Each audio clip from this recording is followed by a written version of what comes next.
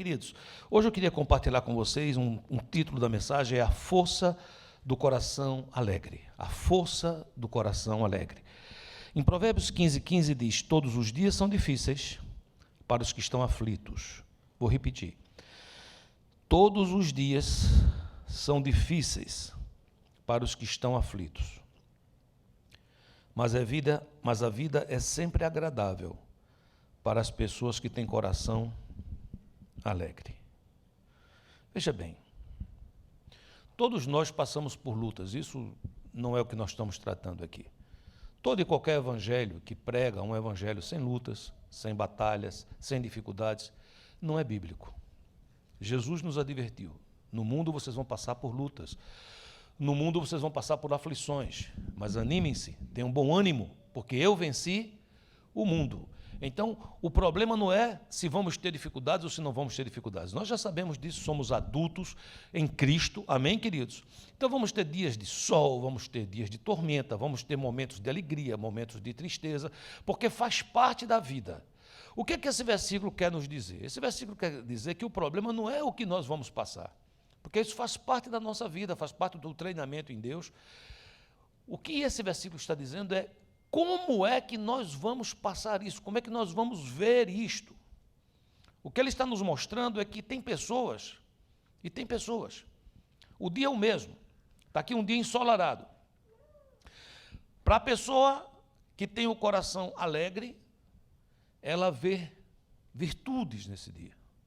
Para a pessoa que tem um coração angustiado, tem outra versão que diz oprimido, tem outra versão que diz triste, ela consegue ver naquele dia ensolarado coisas negativas.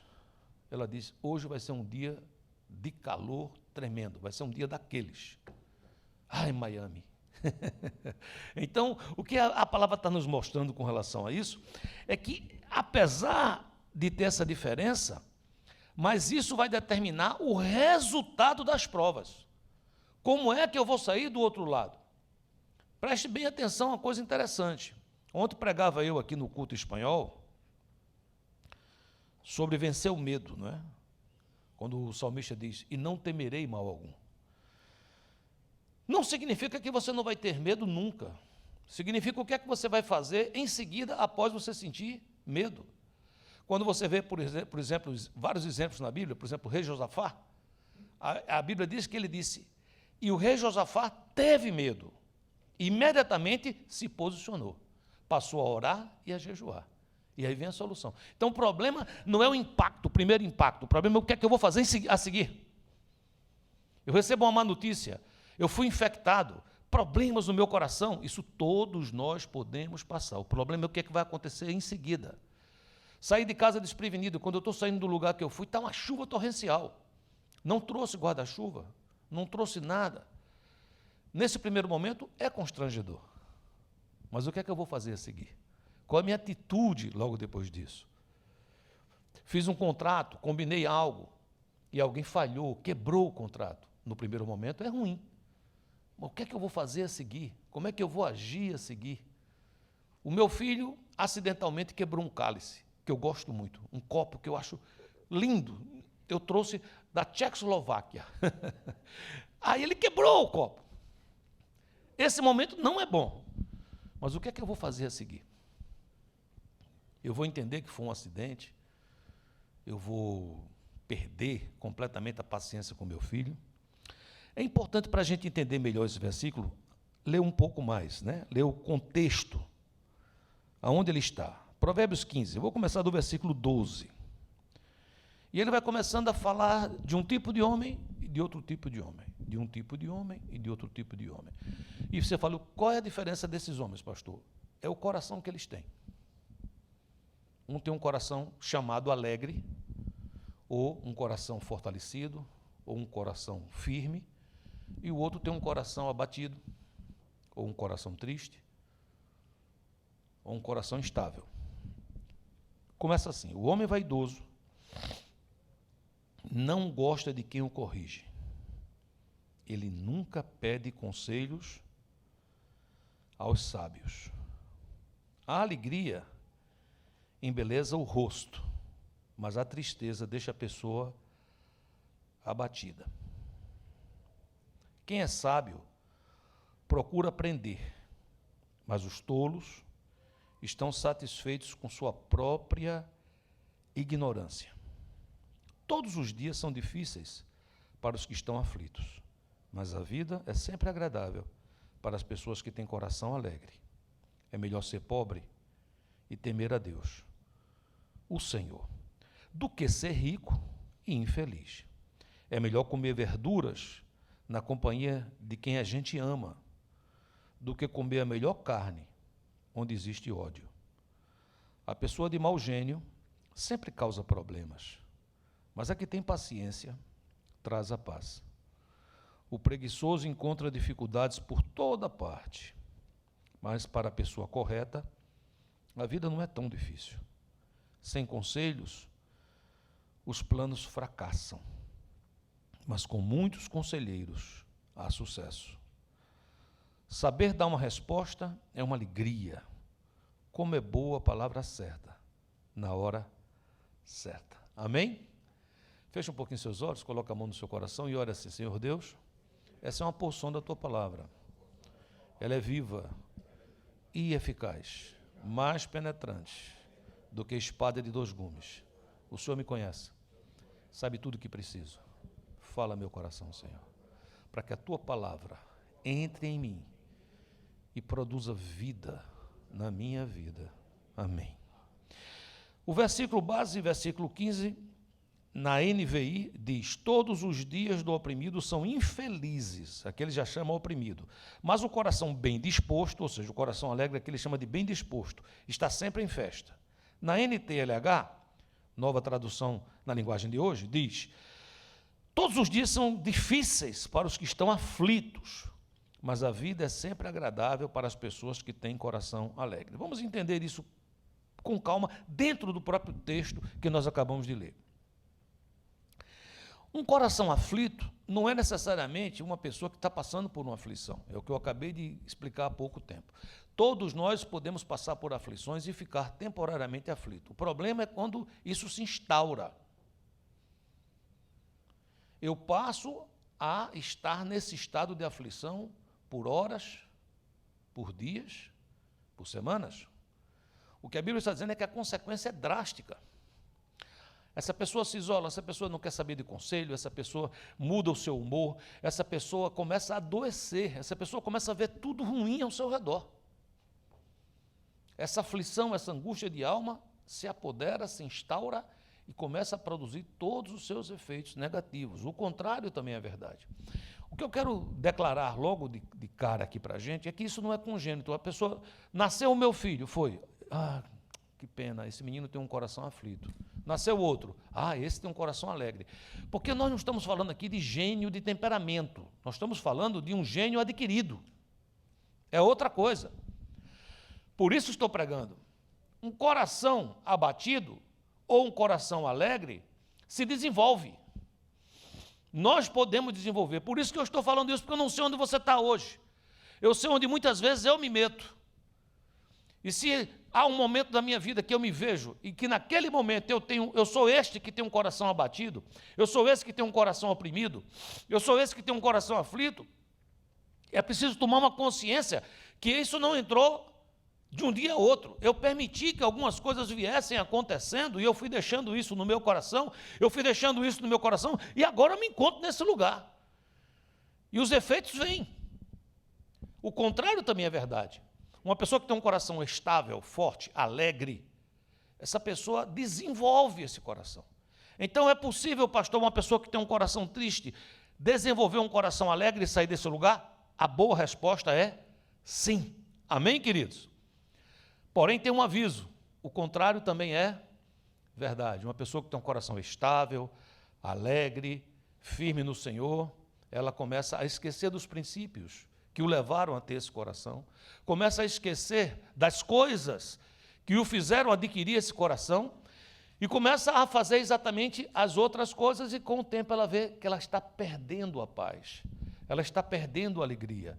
Ela olha para si e diz: onde está essa alegria? O salmista, por causa de pecado, dizia ter perdido até a alegria da salvação. Ele diz ao Senhor: Senhor, torna a dar-me a alegria da minha salvação. Você diz, o que é que significa a alegria da minha salvação? Quando a gente entrega a vida a Jesus, quando a gente é salvo, quando a gente recebe o Senhor, quando a gente é batizado, nós recebemos uma alegria inefável, uma alegria que não dá para explicar. Nós estamos cheios de problemas, ainda estamos, às vezes, atados com pecados, mas vem uma alegria sobre nós enorme, alegria porque passamos a ser morada do Espírito Santo. E essa alegria nos dá força, nos impulsiona, nos motiva a caminhar no Senhor. Amém, queridos? Sabe, amados, o salmista tinha perdido essa alegria. O salmista Davi disse, Senhor, torna a dar-me essa alegria. Eu a tinha, mas a perdi. Como é que alguém adquire um coração oprimido ou aflito? Número 1, é quando talvez por causa das lutas, das dificuldades, das decepções, das traições, ou seja, do que for, até do meu próprio ser, da minha própria maneira de ver, eu passo a não aceitar conselhos nem correção. Eu não quero ouvir mais conselhos. Eu não quero que ninguém me corrija, eu estou certo. O versículo 12 diz, o homem vaidoso não gosta de quem o corrige. Ele nunca pede conselhos aos sábios. Aqui está falando homem vaidoso. Não é que ele é vaidoso, ele ficou vaidoso. É um processo. Ferida, tristeza, coração aflito.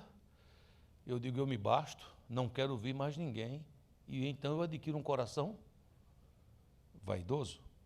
Você disse, mas o que é que a gente faz quando passa por lutas ou problemas? Todos nós passamos. Em 2008, 2007, nós conseguimos vender uma propriedade no Brasil muito valiosa, trouxemos o dinheiro para cá, tudo certinho, e aqui eu ouvi conselhos de irmãos que estavam andando comigo, que o melhor seria investir em imóveis. Não precisa ir longe, quem mora aqui há muito tempo sabe que tivemos um crash aqui, um problema enorme com imóveis, pelo 2008, por aí, 2009. E eu tive um prejuízo naquela época. Eu passei a ser um candidato a não ouvir mais conselhos. Eu passei a ser um candidato para falar assim, não, eu entrei nessa porque homens que estavam do meu lado, andando comigo, disseram que era uma boa. Mas vamos entender o conjunto da obra. Eu andei com esses homens por anos e anos e anos e anos, e eles me aconselharam em muitas situações que deram certo. E essa situação que deu errado não só para mim, deu errado também para eles, porque era uma coisa maior. Então é preciso entender essas trampas, essas armadilhas que o inimigo faz para fechar nosso coração e dizer, não quero mais conselho. Aí eu me torno vaidoso. E atrás de um vaidoso tem um coração triste, tem um coração abatido. Por incrível que pareça, porque o vaidoso parece que se basta, ele não está feliz. Não existe vaidoso feliz. Anota isso aí no seu coração. Quando você viu uma celebridade vaidosa, tratando mal os outros, se achando, atrás daquela vaidade tem um coração que sangra. Versículo 14 diz, quem é sábio procura aprender, mas os tolos estão satisfeitos com a sua própria ignorância. Então, a primeira coisa que faz um coração ser um coração triste, queridos, é quando eu digo, eu me basto, eu não quero ouvir ninguém, eu não quero ouvir conselhos, eu vou ser eu. E é muito comum hoje em dia, você, ou eu, ou nós, sermos levados para essa armadilha, porque a quantidade de pregadores da internet que estão aí, entenda que eu não estou falando mal aqui de pastores, ou seja, estou falando estes que assim fazem. Eles vão ensinar você de manhã, de tarde e de noite que você se basta. Eles vão ensinar você de manhã, de tarde, de noite, que você se basta. Você não precisa de ninguém. Ah, alguém deu next, próximo, sai desse, vamos para o outro. Vamos para lá. Você, é você, é você, é você. E quando você menos espera, você vai buscar conselho aonde? Você está sozinho. Fica procurando no Instagram, conselho. No Facebook, conselho. No Twitter, conselho. Vamos procurar conselhos. Quem são essas pessoas? Porque a Bíblia diz aqui que o homem que é sábio, ele procura conselhos com os sábios. Não, eu acho que esse cara fala muito bem. Entenda que falar bem pode ser um atributo de um sábio, mas pode ser atributo de alguém que adquiriu o hábito de falar bem, que não, ali não tem sábio nenhum, às vezes tem só um sabidão, que quer seguidores e quer levar o teu dinheiro. E com isso o teu coração. Você me acompanha sim ou não? Segunda coisa que desenvolve um coração aflito, quando a gente começa a amar mais os bens materiais do que os espirituais. Em nenhum momento essa pregação aqui é contra a riqueza.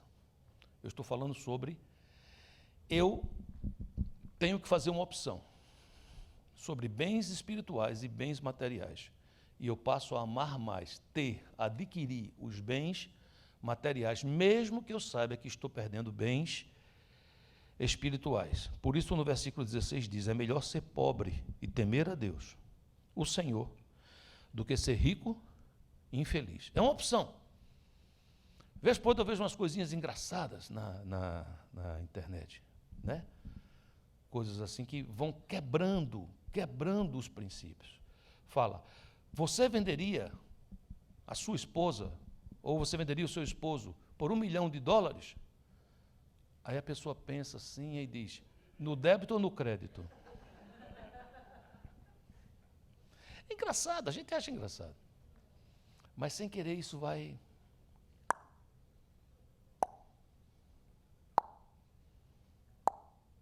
E eu vou dizendo que eu prefiro, né? Como eu tenho uma frase que eu escutei muitas vezes, né? Que era tipo assim, a pessoa diz, muito obrigado por isso. De nada, eu prefiro o meu em dinheiro. Ou seja, é sempre essa coisa de tipo assim, show me the money, né?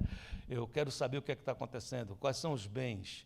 E isso a gente faz brincando, a gente vai levando, porque quando a gente ganha um presente é bom, quando a gente compra um carro novo é legal.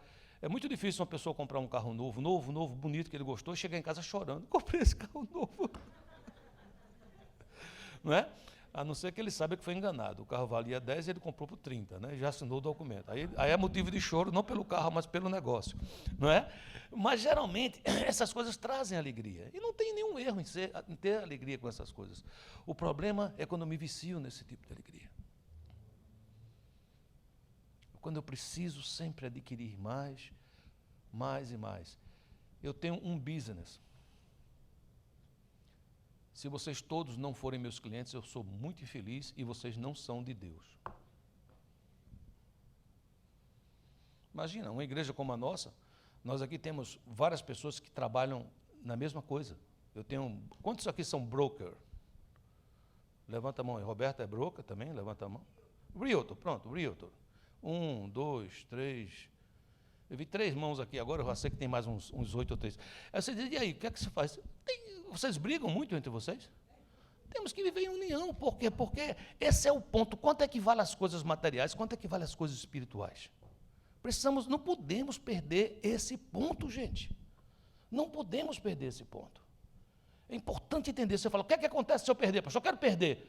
Nada, você ficará com o coração abatido. O reflexo é em você, é em mim.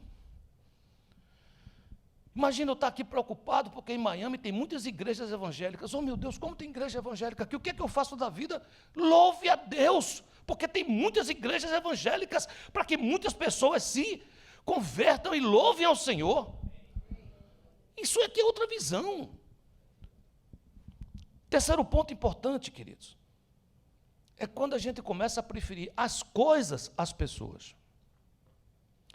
É melhor comer verdura na companhia de quem a gente ama do que comer a melhor carne onde existe ódio. Como é bom estar com gente que a gente ama e que sabe que é amado. Olha, nós já passamos tantas lutas nesses anos aqui de América, passamos muita coisa boa também, viu, gente? Estou falando das lutas porque tem a ver com a situação. Quer dizer que as coisas boas que passei, as coisas maravilhosas que passei, superaram em muito as coisas difíceis.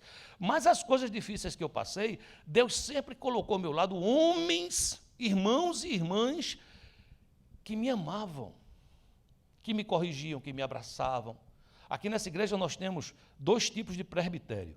Nós temos o presbitério eclesiástico, que é feito de pastores, e temos o presbitério administrativo, que é feito de homens, pode ser de mulheres também, mas hoje tem sido de homens, aonde, aliás, tem mulheres, a Juju também está com a gente aí como secretária da igreja, né? São homens e mulheres que estão ali para tratar de todos os assuntos administrativos da igreja. Você diz, qual é a vantagem disso, pastor? É não me deixar só. Vou decidir uma coisa eclesiasticamente. Vamos abrir uma igreja. Ou vamos transferir uma igreja. Ou vamos entender que o nosso trabalho em tal país cessou. Já fizemos lá o tempo que temos que fazer e agora pega os irmãos que estão e deixa eles andarem por si e vamos abençoá-los e ter comunhão, mas chegou. Eu não tomo essa decisão sozinho. E como é bom ter esses irmãos e essas irmãs do meu lado. Como é bom ter essas pessoas que dizem, pastor, olha, cuidado com isso. Quando nós entramos na pandemia, nós ficamos preocupados, porque não sabíamos como é que ia ser as entradas da igreja, sabíamos que ia ter uma queda, mas que tamanho de queda? Porque tem pessoas que, para doar, precisa estar aqui presente, quando o pastor fala na hora lá que prega, é que ela sente assim, olha para um lado, olha para outro e diz, não trouxe dinheiro. Aí o pastor diz, não precisa de dinheiro, não. Está com o seu celular? Estou com o celular. Text message, querido. Você não gosta tanto de passar text message? Passa aí, é rapidinho. Não é? Mas tem pessoas que, quando não estão presentes, estou assistindo pela internet, estou sendo abençoado por esse culto pela internet. Assiste até o fim. Quando chega na hora de pedir oferta, desliga e diz, benção esse culto. Está me entendendo ou não? Quando nós começamos a pandemia, sabíamos que podíamos ter esse problema. Você diz, qual era a sua preocupação? Bem, nós tínhamos muitos irmãos perdendo o emprego. Não sei se vocês lembram disso. Muitos irmãos perdendo trabalho. A gente ia precisar de ter o quê? Comida para esses irmãos. Nós temos funcionários na igreja. E não queríamos demitir esses irmãos nem essas irmãs. Nós temos despesas aqui. Nós temos toda uma estrutura. Que sabíamos que a pandemia é algo temporário. Ia passar. Íamos destruir tudo. Quando passasse, não tinha nada. Como é que nós íamos fazer isso? Primeira coisa, confiar no Senhor. Amém, queridos? Mas a segunda coisa, eu busquei conselho. Nós nos reunimos com o board. Quantos irmãos do board estão aqui? Eu estou vendo o Raul, não sei se tem ali também o Tarcísio. Quem mais está aqui do board? Acho que esses dois irmãos. Eles lembram que eu os fiz reunir comigo várias vezes, às vezes 2 vezes por semana, ou toda semana, a gente estava reunido. Você falou, o que é que você queria, pastor? Eu queria conselho. Eu queria que nós nos aconselhássemos. No meio dessa preocupação sobre isso tudo, a primeira coisa que a gente fez foi separar uma quantia de dinheiro para comprar comida, para socorrer os irmãos que precisassem. Ao mesmo tempo, Deus levantou várias famílias aqui na igreja que começaram a doar. Vocês lembram de tudo isso? Deus trouxe também pessoas que nos conectaram com o Ministério da Agricultura, que também começou ocasionalmente a nos mandar caixas com verduras, com coisas desse tipo, e a gente sempre tinha na sexta-feira aqui alimento para distribuir, não apenas para os membros da igreja, mas para quem quisesse. Foi bênção, não foi bênção, queridos? Você diz, e aí, pastor? Queridos, a pandemia está passando, em nome de Jesus, e a igreja segue firme. Você diz, entendi, vocês ficaram endividados. Nós ficamos endividados, zero. Por quê, pastor? Porque Deus levanta pessoas como você, como você, como você, como você que está em casa, que são pessoas generosas, que sentem, Ele toca no coração, e essas pessoas doaram em plena pandemia. Você me acompanha? Você está aqui comigo? Sim ou não? Aleluia! Louvado seja o Senhor! É interessante entender isso. Estamos no meio da pandemia, vamos preferir as pessoas. Pega dinheiro para socorrer os irmãos que, por acaso, faltarem alimento. Está entendendo a lógica, sim ou não? O coração aflito não é assim. Ele prefere as coisas às pessoas. Normalmente, esse tipo de coração usa as pessoas e ama as coisas. Primeira coisa que ele faz é o seguinte, estamos na pandemia, por motivo de segurança, de tudo mais, demite todo mundo. Vá procurar o seguro lá do governo. Você me acompanha assim ou não?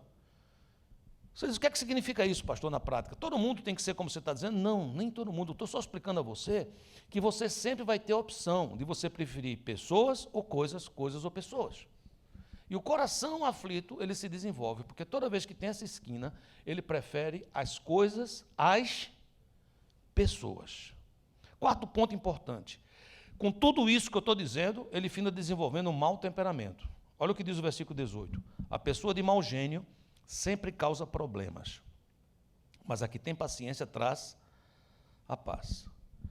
Sabe, queridos, isso aqui não tem a ver com temperamento no sentido que você nasce com ele. Como, por exemplo, alguém que é fleumático, ou alguém que é sanguíneo, ou alguém que é colérico. Isso aqui está falando sobre um temperamento que tem a ver com caráter, com atitude. Mau temperamento, mau gênio, não é motivo para grosseria. Não é motivo para grosseria. Você é da paz. Nós somos da paz. Quando nós começamos a ter e desenvolver esse tipo de coração, quando menos esperamos, estamos sendo grosseiros com pessoas. E último ponto, por causa disso tudo, passa a encontrar dificuldade em tudo. O preguiçoso encontra dificuldades por toda parte. Diga assim, o preguiçoso encontra dificuldades por toda parte. Eu estava lendo e relendo, essa pessoa ela é preguiçosa? Ou ela ficou preguiçosa? O que é que você acha? Ela não é preguiçosa porque quando você vai escutar, é uma pessoa que ela age, ela atua, ela faz as coisas. Ela ficou. O que é que significa essa palavra preguiçoso, pastor? Na verdade, o que significa aqui é uma pessoa bloqueada, sabe? Na verdade, é por achar tudo difícil. Tudo ela já sabe. Tudo já sabe que não vai dar certo. Tudo ela diz, já tentei. Que ela perde a energia. Ela perde a energia. Então, quando ela perde a energia, ela começa a ter um estado de preguiça. É visto como preguiça, mas não é bem preguiça. Talvez a palavra melhor aqui fosse letargia. É alguém que fica letárgico, é alguém que diz, eu não estou com vontade de fazer. Eu estou desanimado para fazer isso. Mas por quê? Veja toda a sequência que nós falamos até agora. Ele não escuta conselhos. Ele se isola. Vai preferindo coisas materiais a coisas espirituais. Vai preferindo as coisas às pessoas. Começa a desenvolver um mau gênio, um mau temperamento. Resolve as coisas na base da força, na base do grito, na base do braço. E quando vê tudo dando errado, começa a perder energia. E como é que é o coração alegre ou bem disposto? Vamos aprender esse? Amém? Primeira coisa, busca conselho. Diga assim, busca conselho.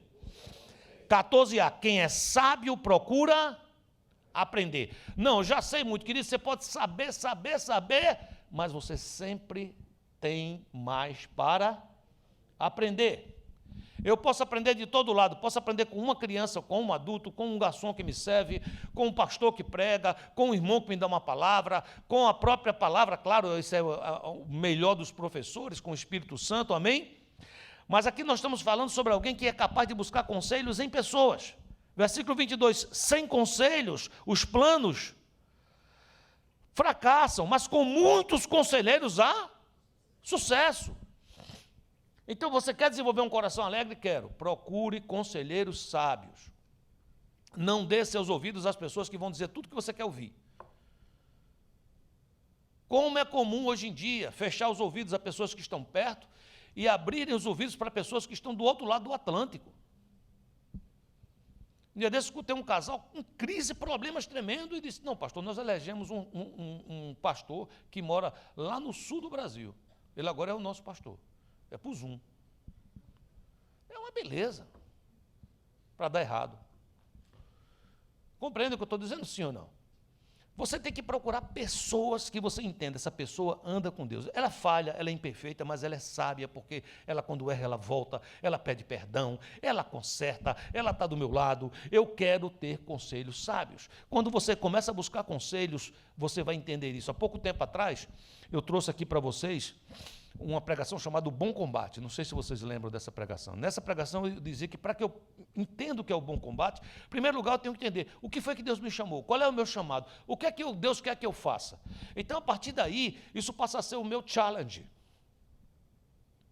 Passa a ser aquele alvo que eu busco, o meu desafio, aquilo que eu acordo para ter o target, aquilo que eu quero alcançar.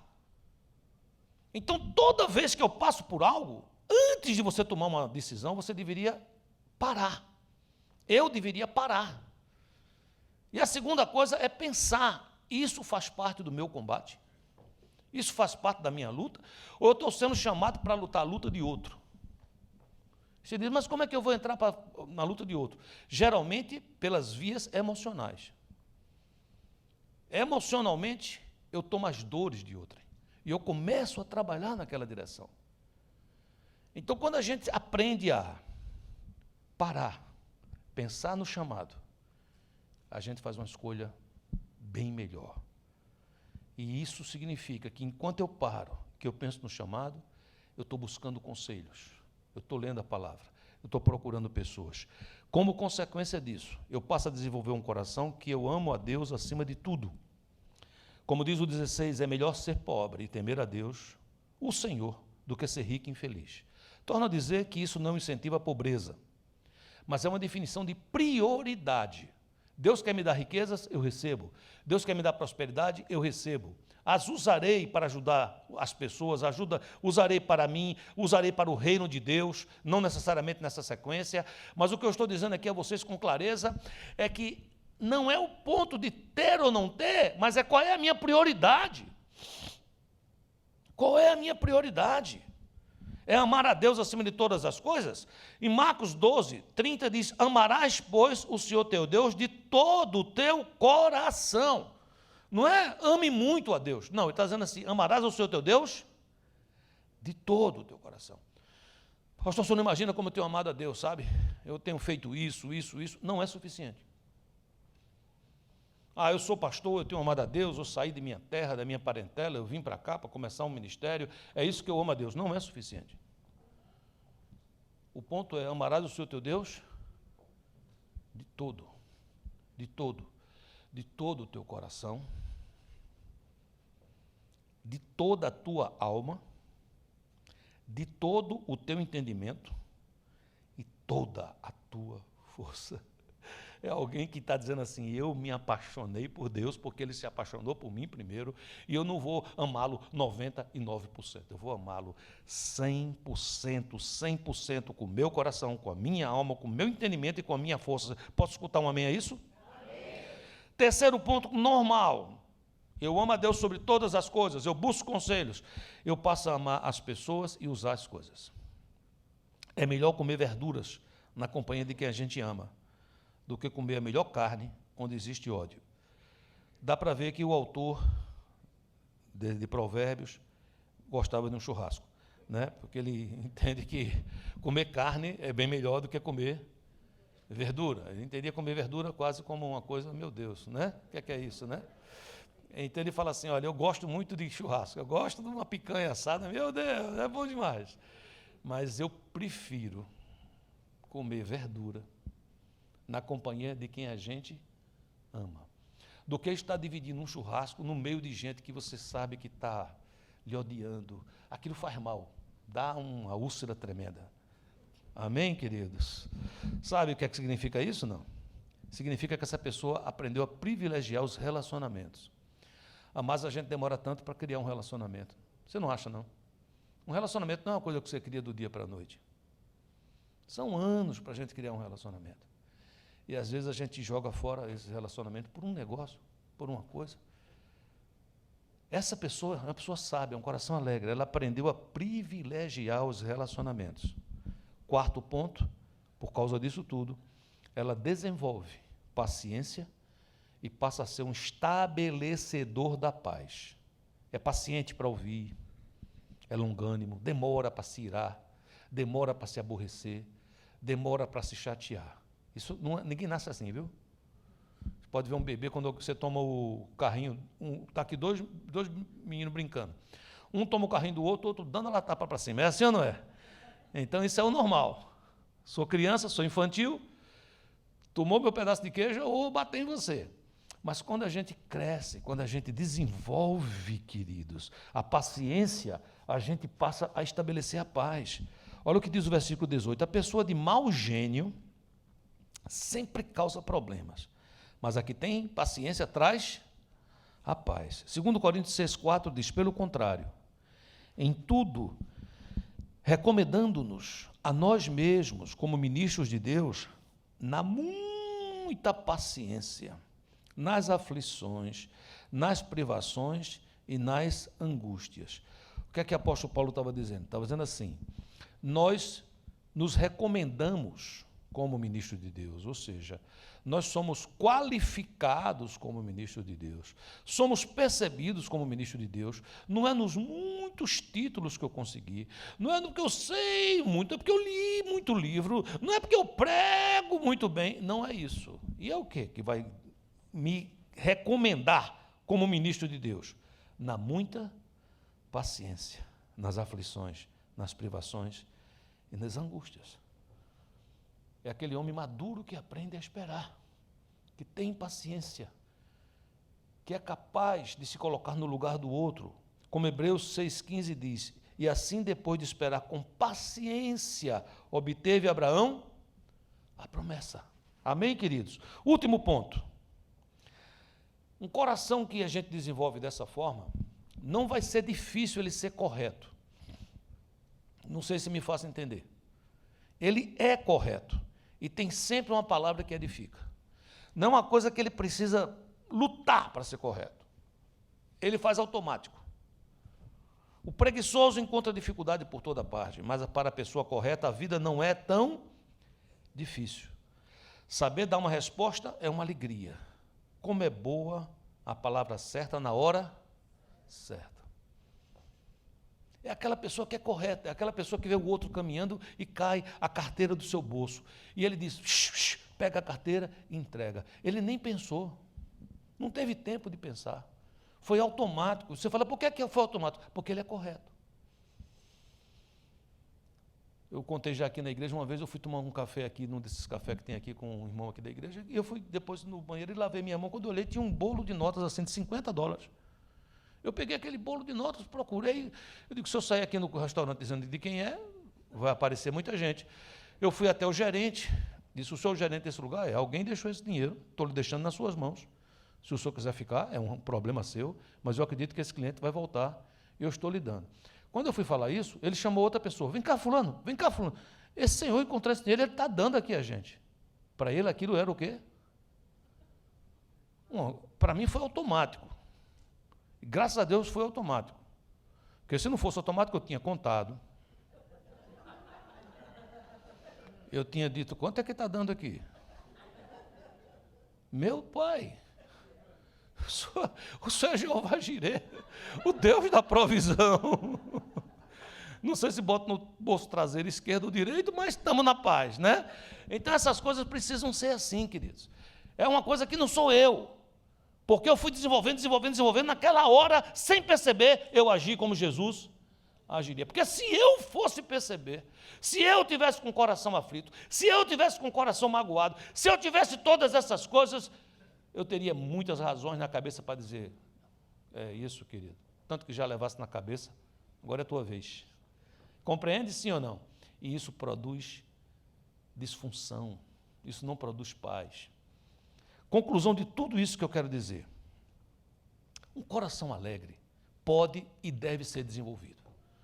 Quantas vezes eu já aconselhei na minha vida pastoral casais, onde eu via naqueles dois que estavam ali um coração aflito, um coração ferido. Tudo que eu propunha, eles diziam, eu já fiz e não deu certo. Todos os conselhos era a mesma coisa, eu tinha que pegar um balde de lixo e deixar do lado deles para ficar mais fácil. À medida que eu fosse dando conselho, eles iam empacotando e jogando fora. Porque o que cada um quer quando tem um coração aflito é que eu conserte o outro, eu tenho que consertar o mundo. Eu moro num condomínio, então é preciso que conserte o síndico, é preciso que conserte o outro cara que trabalha, é preciso que conserte o meu vizinho da direita, é preciso que conserte o meu vizinho da esquerda, para que eu me sinta bem. Não está aí, queridos, é o contrário, está dentro de você. É quando você desenvolve um coração alegre. Eu me lembro quando eu fui surpreendido pela minha esposa, nós morávamos num condomínio, moramos por 20 anos naquele condomínio, e durante pelo menos, sei lá, uns 10 anos, nós tínhamos uma vizinha do nosso lado que nunca falava com a gente, a não ser para brigar. Ela brigava pela lata de lixo, ela dizia que essa lata de lixo não é a minha, não é a sua, é a minha. Eu, tá bom, destroca. Aí, não, agora eu descobri que é a sua. Tá aí, ela tinha uma fixação por um negócio de lata de lixo. Eu, para mim, achei tudo verdinha, né? Então o que acontece? E era aquela coisa, ela não falava. E um dia Deus tocou no coração da minha esposa.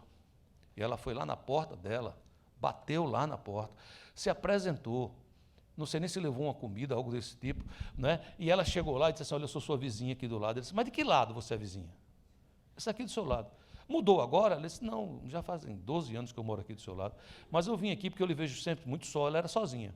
E eu quero que você saiba que você pode contar com a gente. E aquilo mudou o coração daquela mulher. Eu me lembro de uma vez que ela precisou de viajar e que uma pessoa ia entrar para deixar um carro na garagem dela. Ela veio atrás da gente. A gente estava tomando banho de jacuzzi, os dois lá fora. Conversando, eu estava conversando no pé do ouvido da pastora, dizendo: tudo bom, pastora? Como é que estão as coisas? De repente apareceu aquela pessoa que disse: hello! Era a vizinha, ficou íntima. Ela disse: vou viajar, vai chegar uma pessoa, você pode abrir o portão para ela, porque lá nesse condomínio que eu tinha não tinha porteiro. Então eu digo: eu sou o porteiro, pode dar meu nome lá, eu abro para ele, abriu, o carro entrou. Você disse: como é que é isso, pastor? A gente desenvolve. A partir daí eu passei a ter paz com a minha vizinha do lado esquerdo. Amém? Você disse: e a vizinha do lado direito? Não tinha, era de esquina. Mas passei a ter paz do vizinho do lado da frente também. Do outro lado, veio um senhorzinho que estava lá, que gostava de trazer coco. Ele com o negócio dele, eu passava, falava, conversava, treinei meu cachorrinho Alec para ser mais amigável desse pessoal. Aí você diz: o que significa isso, pastor? Queridos, quando a gente sai daqui, depois de ter um dia de atendimento, atendi 12 pessoas, 13 pessoas, a cabeça cheia, eu chego no condomínio, o vizinho diz hello, eu tenho vontade de dizer assim. Então eu preciso desenvolver. Eu em mim mesmo não tenho nada de bom. Tem um hino muito antigo que a gente cantava que dizia assim: se tu olhares, Senhor, para dentro de mim, nada encontrarás de bom, mas uma coisa eu tenho, ser transformado. Preciso tanto do teu perdão, dá-me um novo coração, dá-me um coração igual ao teu, meu mestre, dá-me um coração igual ao teu, coração disposto a obedecer, cumprir todo o teu querer. Dá-me um coração igual ao teu. O hino está dizendo: dá-me. Por que dá-me? Porque eu não tenho. Eu não sei onde você está hoje, querido. Não sei se o mundo está cor-de-rosa, feliz, explodindo, ou se está tudo cinza. Mas papai é bom. E ele talvez não mude o clima ali fora hoje, porque ele tem seus propósitos. Mas ele pode e quer mudar o clima que está dentro de mim, da minha alma, para que eu possa entender as coisas nas prioridades corretas, nos valores certos, ter paz e ser um estabelecedor da paz. Que a paz do Senhor, que sobrepassa todo entendimento, venha sobre a igreja dele nesse momento e faça do seu coração e do meu coração um coração firme, estável e alegre, em nome de Jesus. Deus o abençoe.